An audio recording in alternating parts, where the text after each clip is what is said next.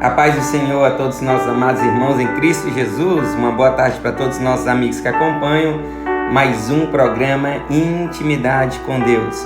É uma alegria muito grande estar aqui com cada um de vocês para nós meditarmos na Santa Palavra do Senhor. Para muitos, hoje é um dia de folga, para outros estão trabalhando, estão no emprego aí, realizando as suas funções diárias. Desde já um grande abraço para todos vocês, que Deus abençoe vocês poderosamente, possa derramar sua graça nessa segunda-feira, início de semana. E nós estamos aqui para meditar na palavra do Senhor, para que essa semana possa ser mais do que abençoada em Cristo Jesus, esperando e confiando que Ele é provedor de tudo, que é Ele que está no controle de tudo. Por isso muito nos alegra e nos traz uma certeza de que tudo irá bem, porque o Senhor é o que peleja por cada um de nós. Hoje, na nossa programação, nosso tema, aquilo que nós vamos falar é o amor na cruz. Hoje a gente vai falar sobre a cruz, sobre o ato, a demonstração do grande amor do Senhor por cada um de nós. E esse grandioso amor foi demonstrado na cruz, no Calvário, e a gente vai falar um pouquinho disso, para nos lembrarmos, de que alguém um dia pagou um preço que nós deveríamos pagar. Alguém um dia se fez pecador por nós. Alguém um dia se fez réu pelas nossas culpas. E por isso hoje temos liberdade. E por isso hoje somos livres de todo engano, de toda mentira e de toda falsidade. E podemos estar diante de Deus, diante do nosso Criador. E a gente vai falar sobre isso, para nos relembrarmos daquilo que o Senhor Jesus fez por nós, ainda sendo pecadores. É isso que nós vamos falar no nosso tema de hoje. Hoje é segunda-feira, nós estamos a vésperas de um feriado, 7 de setembro. Amanhã a igreja em Conceição do Araguaia, eu acredito que a igreja pelo Brasil estarão de joelhos dobrados, por esse processo aí que se encontra, o cenário político nacional, que não é só um partido contra o outro. Nós vemos como o céu lutando contra o inferno, a luz lutando contra as trevas. Por isso a amada igreja em Conceição do Araguaia estarão de joelhos dobrados amanhã, estarão clamando ao nosso Deus, ao nosso Senhor, Rei dos Reis, Senhor dos Senhores, para que Ele possa ouvir o nosso clamor, a nossa oração, 2 Crônicas, capítulo 7, versículo 14, se o meu povo, que se chama pelo meu nome, se humilhar e orar e buscar a minha face, e se converter dos seus maus caminhos, então ouvirei do céu, perdoarei os seus pecados e sararei a vossa terra.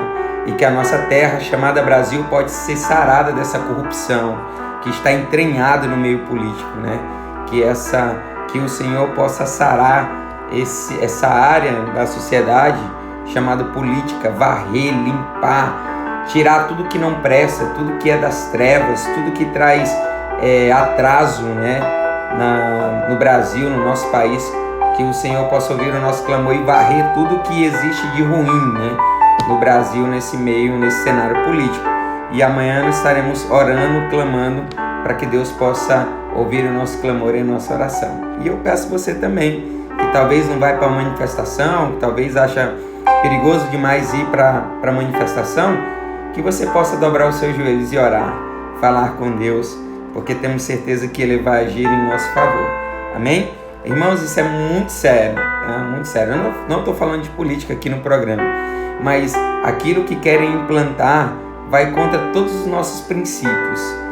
Todos os princípios, quando eu falo nossos princípios, são os princípios cristãos, Ideologia de gênero, isso aí, nós estamos orando e repreendendo em nome do Senhor Jesus. Deus fez homem e fez mulher.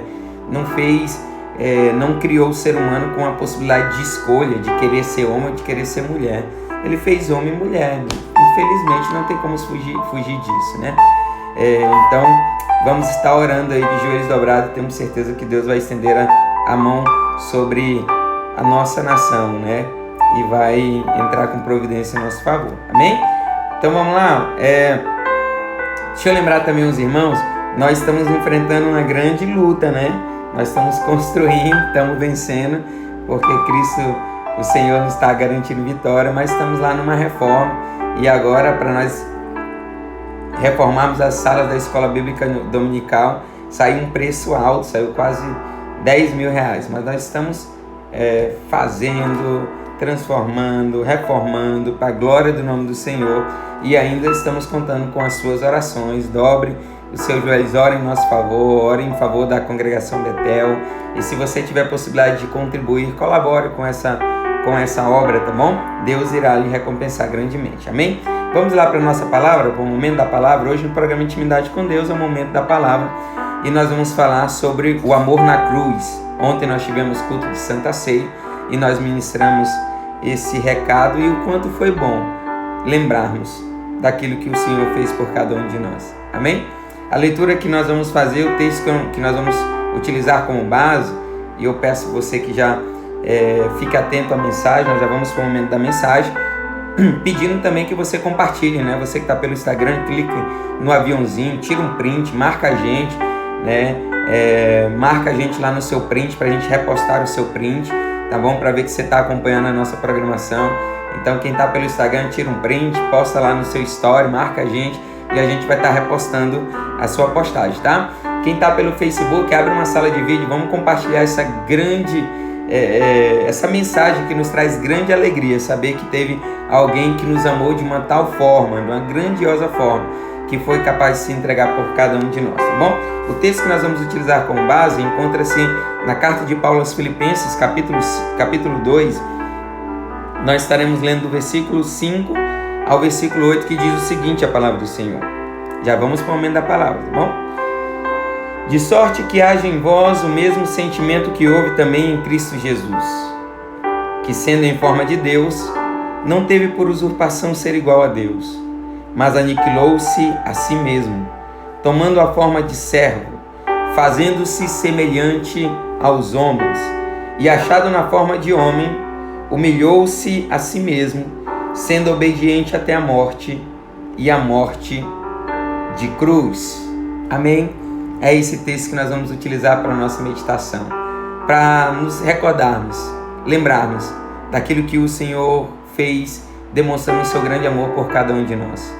A palavra que nós lemos é em Filipenses, e eu preciso contextualizar um pouquinho só para você entender. Paulo, ele escreve a carta aos Filipenses, né, com o entendimento que na igreja de Filipenses estava acontecendo uma desunião, uma contenda lá na igreja. Aí então Paulo escreve a carta aos Filipenses, justamente passando um pouco das experiências da vida cristã para os filipenses, a fim de que os filipenses pudessem alcançar a união no coração, não só no coração, mas também na mente, para que eles pudessem entender que deveria sempre colocar o outro antes de si mesmo. É o amor ao próximo, que o Senhor ensinou a cada um de nós. Aí Paulo retrata então, dando o exemplo desse grandioso amor, tomando como modelo o maior exemplo que o ser humano pode ter, que é o nosso Senhor Jesus Cristo. Aí ele vai falar que Jesus deixou de boa vontade a sua glória e assumiu a forma de servo. Mas não foi qualquer servo, assumiu a forma de servo sofredor. Ele humilhou-se quando ele se fez carne, e ao fazer-se pecador, por causa dos nossos pecados, de espontânea vontade, ele foi para a cruz, ele se direcionou para a cruz, demonstrando para a humanidade, todos nós, o maior símbolo de amor que já existiu, o amor sacrificial, que não é o coraçãozinho. O maior símbolo de amor não é aquele coração que nós fazemos, não é o coraçãozinho que a gente coloca quando mandamos uma mensagem pelo WhatsApp. O maior símbolo de amor é a cruz, porque é o amor sacrificial, é o amor que nós presenciamos quando Cristo se entregou por cada um de nós. Por isso, o maior símbolo continua sendo a cruz. Aí Paulo escreve aos Romanos capítulo 5 e o versículo 8 dizendo: mas Deus prova o seu amor para conosco, em que Cristo morreu por nós, sendo nós ainda pecadores. E a própria palavra do Senhor vai nos trazer a definição do que é esse amor, do que é esse amor sacrificial.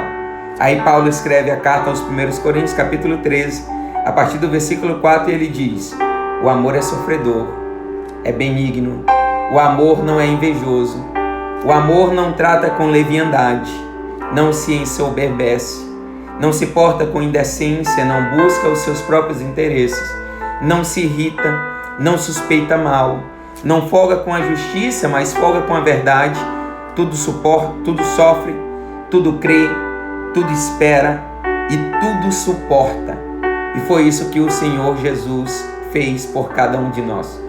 Suportou uma das mais dolorosas e humilhantes experiências que o ser humano poderia passar, poderia suportar, poderia experimentar: a morte de cruz. A morte de cruz que para os judeus era considerada uma maldição. A palavra vai dizer: maldito aquele que é pendurado no madeiro. A morte de cruz que para os romanos era uma morte tão terrível que existia uma lei que proibia que um romano pudesse ser crucificado, pudesse ser pendurado no madeiro. Mas Jesus aceitou cumprir o projeto de Deus Pai, por amor a cada um de nós, para cumprir aquilo que o profeta messiânico, o profeta Isaías, já havia predito há 700 anos antes. Isaías 53, versículo 2 e 3, a palavra do Senhor diz: porque foi subindo como renovo perante ele, e como raiz de uma terra seca, não tinha beleza nem formosura, e olhando nós para ele, não havia boa aparência nele, para que o desejássemos. Era desprezado, o mais rejeitado entre os homens, homens de dores e experimentado nos trabalhos. E como um de quem os homens escondiam o rosto, era desprezado, e não fizemos dele caso algum. Isaías estava falando de um projeto que seria concluído na vida do Filho de Deus, o Senhor Jesus Cristo. Ele que cumpre esse projeto que inicia na quinta-feira. Na quinta-feira antes da crucificação em Betânia, o Senhor Jesus dá ordem para que seus discípulos pudessem organizar a ceia ou a última ceia, porque o Senhor queria se assentar com os seus discípulos. Comer com alguém na mesa naquele tempo era demonstrar intimidade. Nenhum judeu chamaria para uma ceia alguém que ele não conhecia ou alguém que ele não tinha intimidade. E o Senhor Jesus queria demonstrar intimidade com os seus discípulos. Queria mostrar intimidade, relacionamento, conhecimento com cada um dos seus discípulos. Mas no meio deles estava um que iria trair o Mestre, iria trair o nosso Senhor. Judas, aquele que pretendia vender o Senhor Jesus por 30 moedas de prata, está na mesa, talvez com o coração aflito, porque iria entregar o Filho de Deus, iria vender o Filho de Deus. Aí o Senhor Jesus se assenta com cada um deles, parte o pão, molha no vinho um pedaço do pão, e talvez no coração de Judas ele está imaginando talvez que aquele primeiro pedaço seria para Pedro, do qual ele tem intimidade, seria para Tiago, ou até mesmo para João, que era o discípulo do qual o Senhor amava. Mas o Senhor, que é misericordioso, que tem um amor tão grande, entrega o primeiro pedaço para Judas Iscariotes, aquele do qual iria entregar, para mostrar que o amor dele está estendido a cada um de nós. O amor dele está disponível e acessível a cada um de nós. Aí o coração de Judas talvez entra em um terrível remorso. A palavra do Senhor vai dizer que Satanás se apodera de Judas e ele sai daquela reunião. Mas ele não saiu porque ele iria vender o Senhor Jesus. Ele não saiu de lá porque ele iria trair o Mestre. Porque ainda na mesa, ainda iriam ficar aqueles que negaram o Senhor Jesus, aqueles que abandonaram o Senhor Jesus. O que fez Judas sair dali foi um coração duro, um coração de pedra. Judas andou por 3 anos e meio com o Senhor Jesus, vendo ele operar os milagres, vendo ele operar os sinais e maravilhas, vendo ele curar, vendo ele ajudar, vendo ele ressuscitar, mas o seu coração ainda não estava voltado para esse Senhor. O coração dele ainda não estava com as portas abertas para receber o Filho de Deus. Era um coração endurecido e por isso ele saiu de lá. Aí o Senhor ceia com os seus discípulos. Depois disso, ele vai para o monte, para o jardim de Getsemane, para que ele pudesse orar. E nós comprovarmos que o Senhor Jesus suportou cada um do sofrimento, não porque ele era Filho de Deus, porque a palavra que nós lemos disse que ele se desfez da glória, ele se fez homem, se fez carne para morrer por cada um de nós. Era Jesus Cristo, o homem, que estava passando por todo o sofrimento. E nós vamos ver no jardim de Getsemane que era o Jesus Cristo, o homem, porque ele começa agora na sua oração, clamar ao Pai dizendo: se for da tua vontade, passa de mim esse cálice, mas não faça segundo a minha, mas cumpra a tua vontade. E a palavra vai dizer que ele começou a transpirar sangue. Um médico cirurgião vai dizer que quando um ser humano ele se depara com uma pressão enorme, uma pressão grande, uma aflição tão grande, é capaz dos seus microvasos se romperem e ele transpirar sangue. E foi isso que aconteceu com o Senhor Jesus. A pressão de saber aquilo que ele iria passar, o sofrimento que ele enfrentaria, era tão grande, e a pressão foi tão grande que ele começou agora a transpirar sangue, a suar sangue. Mas ele cumpriu o projeto e cumpriu até o fim. Depois disso, Judas o entrega com beijo, ele é aprisionado, é levado primeiro à casa de Anás. Lá ele é interrogado, ele é agredido, ele é insultado. Da casa de Anás ele é levado ao palácio de Caifás. E lá novamente ele é interrogado, mas pelas pessoas, os judeus, não quererem ouvir a verdade que ele era o Filho de Deus, novamente ele é agredido, é insultado. E agora ele é apresentado diante de Pilatos. Pilatos não vê condenação nenhuma no Filho de Deus, envia para Herodes. Herodes também não vê nenhuma condenação, nenhum mal, nenhuma culpa diante de Jesus, devolve ele novamente para Pilatos. Pilatos, então, para que pudesse acalmar o anseio dos judeus, ele então decreta um castigo em Jesus Cristo e diz que o libertaria, mas os judeus não queriam assim. Os judeus queriam a crucificação do Filho de Deus. É interessante porque João vai escrever nos evangelhos, no Evangelho de Jesus Cristo, no capítulo 1 ele vai dizer que a luz veio ao mundo, mas as pessoas amaram mais as trevas do que a luz, porque as suas obras eram más. Os judeus queriam continuar nas trevas, para que não pudesse ser revelado tudo aquilo que eles faziam de errado perante Deus. E agora eles declaram: solte Barrabás e crucifique-os Jesus. Jesus então agora passa por todo o processo de sofrimento, a continuação do sofrimento. Ele é açoitado, os soldados romanos açoitam o Senhor Jesus. Os açoites dos judeus seriam uma quarentena de chibatadas, mas os romanos não.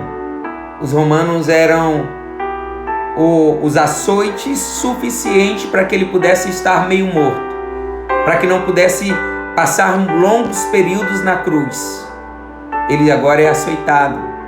O azorrague agora castiga o corpo do Senhor Jesus. O azorrague, que era um chicote feita com tiras de couro, e na ponta dessas tiras de couro eram presas ossos e chumbos para que pudesse dilacerar a carne do condenado. As costas do Senhor Jesus ficam aos sangues, rasgada, moída, triturada. Ele agora perde bastante sangue, que faz com que ele fique talvez meio tonto, sem forças. Mas não acaba por aí. Os soldados romanos preparam uma coroa de espinhos, feita de ramos de espinheiro ou de acácia da Síria. com espinhos tão grandes que podem chegar ao tamanho de um dedo. Colocam na cabeça do mestre, colocam na sua mão uma vara, e agora os soldados começam a zombar do Senhor Jesus. A tropa dos soldados romanos começam a zombar do nosso mestre. Eles se ajoelham perante ele e diz: salve o rei dos judeus.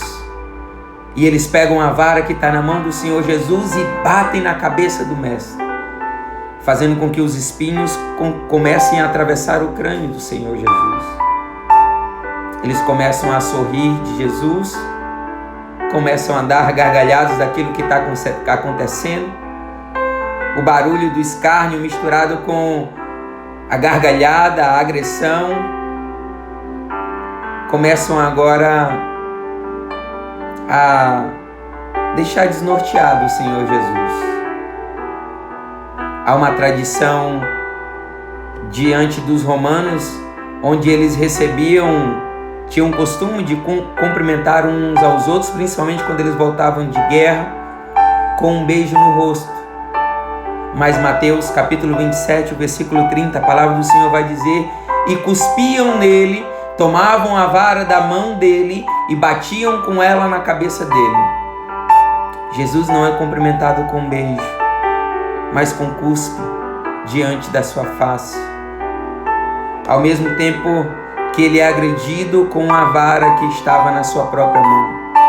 Ele é agredido, tem a perda de muito sangue, começa a ficar tonto, confuso, para se cumprir aquilo que Isaías já havia predito. Nos versículos, Isaías 53, versículos 5, 7 e 8. A palavra do Senhor vai dizer: a verdade, porém, é esta: ele foi ferido por causa dos nossos pecados, seu corpo foi esmagado por causa das nossas maldades. O castigo que nos trouxe a paz estava sobre ele, e pelos seus ferimentos nós fomos sarados. Ele foi maltratado e humilhado, mas não disse uma única palavra.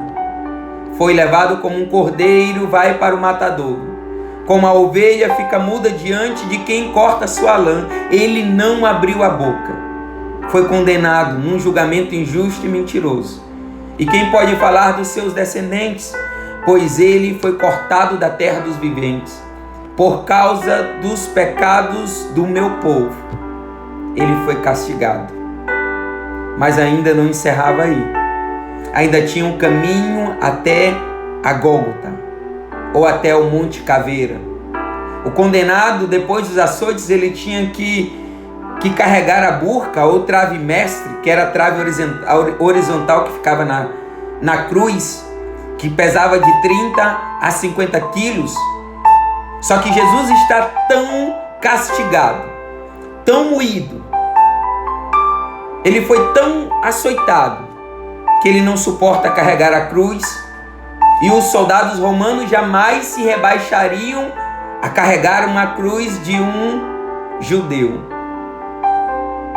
Enquanto Simão Pedro abandona o Senhor Jesus, Deus prepara um outro Simão, o Simão Cirineu, para que pudesse ajudar o seu filho, para que pudesse carregar a cruz, deixando claro a humanidade de Cristo, deixando claro que quem estava passando por aqueles açoites era o Filho de Deus, mas era Jesus Cristo, o homem. Ele está impossibilitado de carregar a cruz, debilitado. No Gólgota, no Monte Caveira, os soldados até oferecem vinho diante do Senhor Jesus, que eram aqueles soldados que tinham compaixão para que a dor e o sofrimento do condenado pudesse ser amenizado. Mas Jesus não. Ele recusou tomar essa bebida.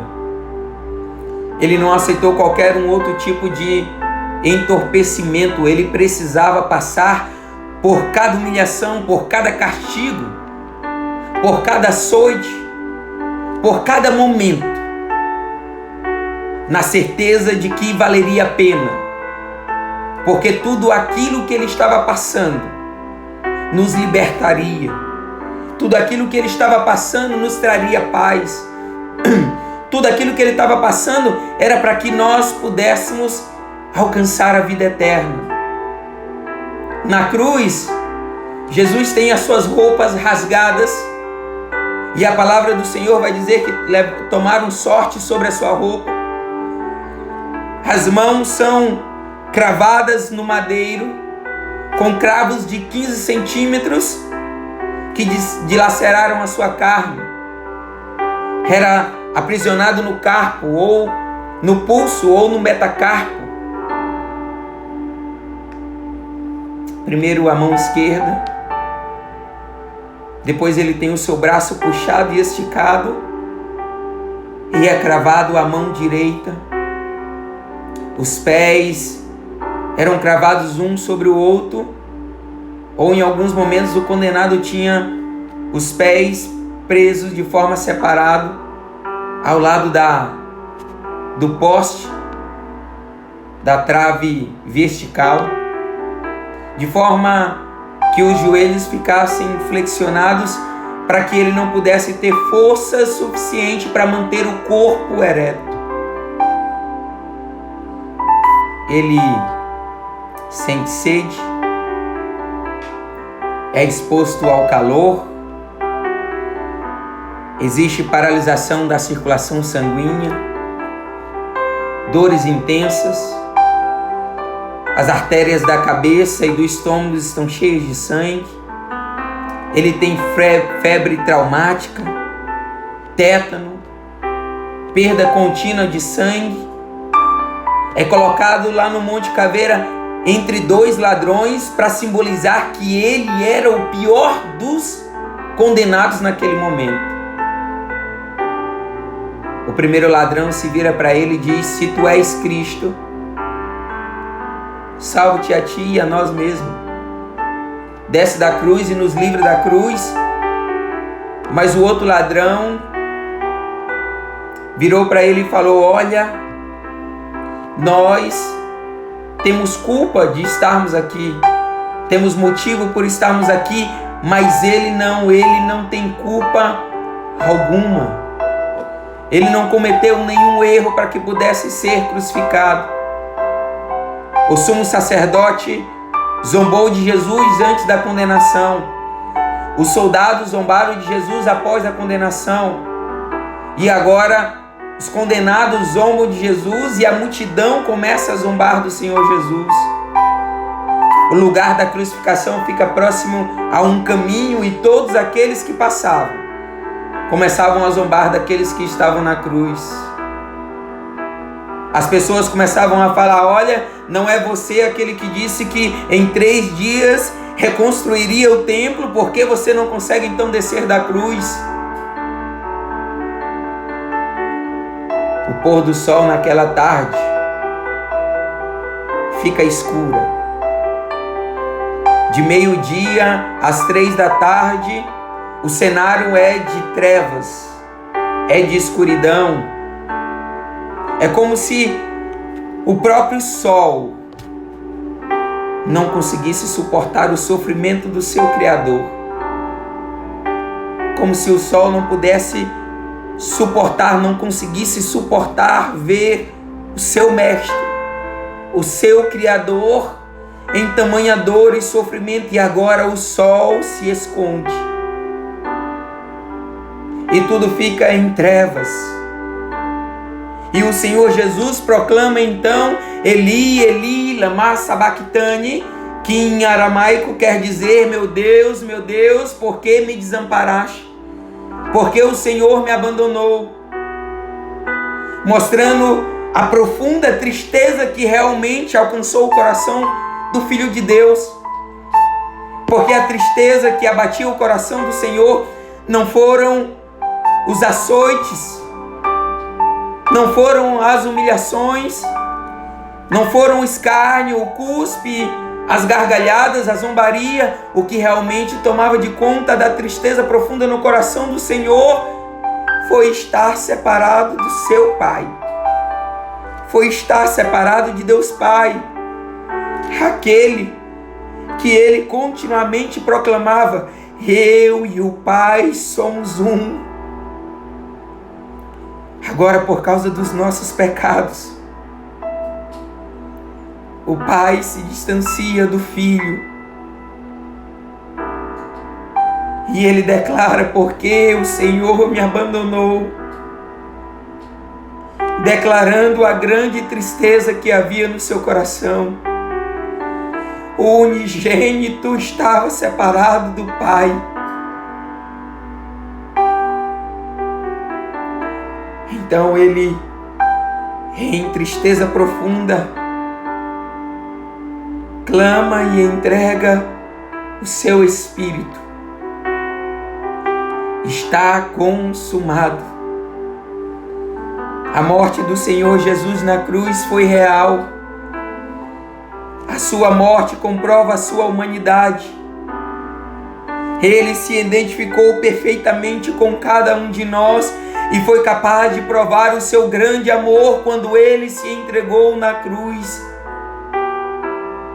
A sua morte agora rasga o véu de alto a baixo. Ao entregar o seu espírito, o véu do templo é rasgado. Esse véu fazia separação entre o lugar santo e o lugar santíssimo. Somente o sumo sacerdote poderia entrar no lugar santíssimo, mas agora o véu rasga. Agora é rasgado o véu. Agora é todos aqueles que acreditam no Filho de Deus, é todos aqueles que se entregam ao Filho de Deus, aqueles que reconhecem que o Senhor Jesus é Salvador de todos aqueles que apresentam, que deixam os seus pecados e apresentam diante dele, tem agora o acesso adiante de Deus, tem agora um vivo e novo caminho que foi aberto pelo Filho de Deus. E nós, com ousadias, entramos no Santo do Santo, no lugar onde está a presença de Deus, não porque somos merecedores, mas pelaquilo que o Senhor Jesus fez por cada um de nós, se entregando na cruz. Ele agora abre o caminho para que nós pudéssemos estar diante de Deus, para que pudéssemos ser reconciliados com Deus Pai, para que pudéssemos estar diante do nosso Criador, demonstrando o grande amor que Cristo tem pela humanidade. Isso é real e verdadeiro. Isso que o Senhor fez por nós não é um conto de fábulas, não é um conto de carochinhas. Foi verdadeiro, foi real. E o Senhor Jesus foi o único homem na face da terra que já existiu, que foi capaz de dividir a história da humanidade em dois tempos, antes de Cristo e depois de Cristo. Isso não está na Bíblia. Vai nos livros de história e você vai comprovar que lá tem 700 e tanto antes de Cristo, 1000 e não sei quanto depois de Cristo. É real. Jesus Cristo veio a essa terra, é real e verdadeiro. Ele dividiu a história da humanidade e ele abriu um novo caminho para a humanidade, para que pudéssemos estar reconciliados com Deus Pai, o nosso Criador. É verdadeiro aquilo que ele fez. O sofrimento foi verdadeiro.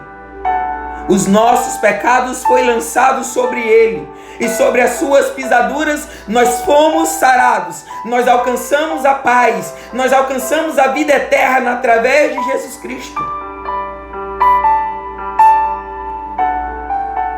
Ele demonstrou o amor por mim e o amor por você quando ele se entregou naquela cruz. O castigo que foi sobre ele era para mim, era para você. Era nós que deveríamos sofrer os açoites. Eram nós que deveríamos passar pela crucificação.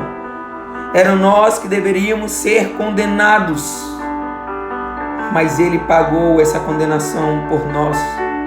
Ele pagou o preço por nós, derramando o seu sangue.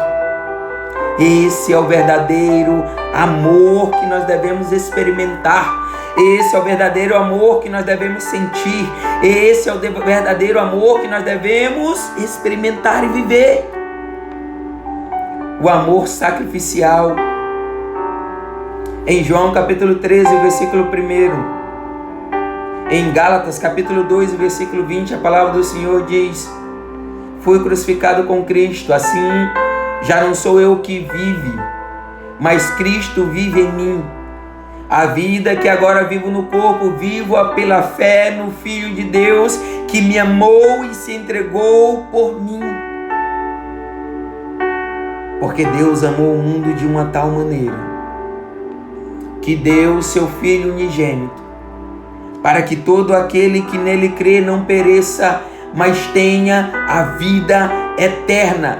A palavra do Senhor, quando Ele descreve esse amor, Ele não tem palavras para falar a grandiosidade desse amor. E aí Ele descreve de uma tal maneira, porque nem palavras era capaz de expressar o tamanho desse amor.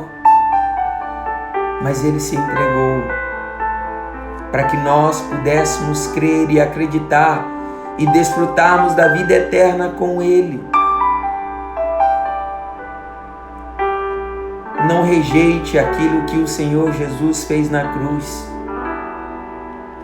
Não negue aquilo que o Senhor Jesus fez na cruz.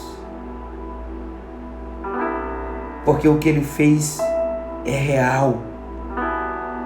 E comprova um amor que Ele tem por nós, ainda sendo pecadores. Reconheça isso que Ele fez. Se entregue a esse grandioso amor. Viva esse amor. Experimente esse amor, porque ele está acessível a cada um de nós. E o que eu preciso fazer é crer. É acreditar que ele se entregou por nós. Que você possa viver esse amor. Que você possa acreditar que isso é real, que isso é verdadeiro. O Senhor se entregou por cada um de nós. E sabe o que é interessante?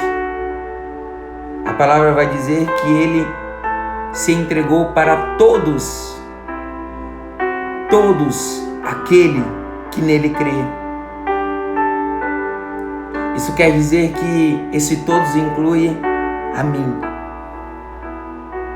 Inclui você, que não importa como estejamos, que não importa aquilo que nós fizemos, que não importa as escolhas que nós tomamos na vida, não importa se nós vendemos a Cristo por 30 moedas de prata, não importa se nós negamos o Senhor Jesus 3 vezes, não importa se nós o abandonamos quando Ele estava na cruz, não importa aquilo que nós fizemos, esse amor ainda está acessível a cada um de nós.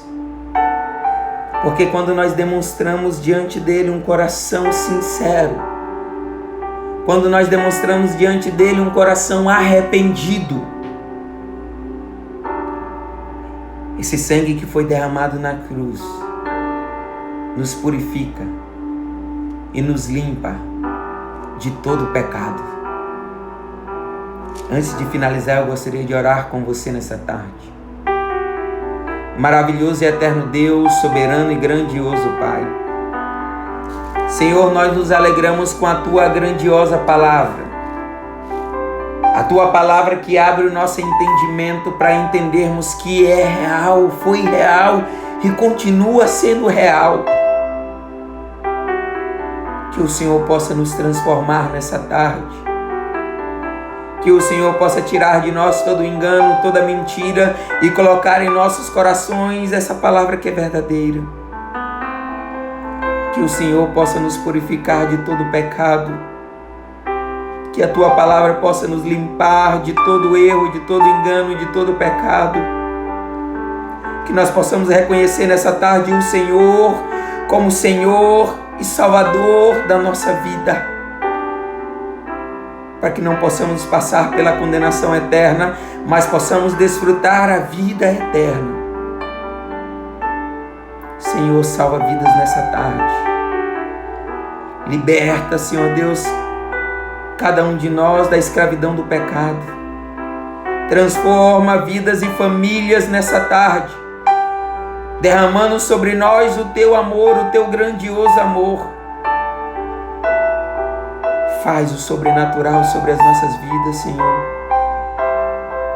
para que nós possamos entender que o que tem de melhor para a nossa vida não está no dia 7 de setembro, não está com a queda, Senhor Deus,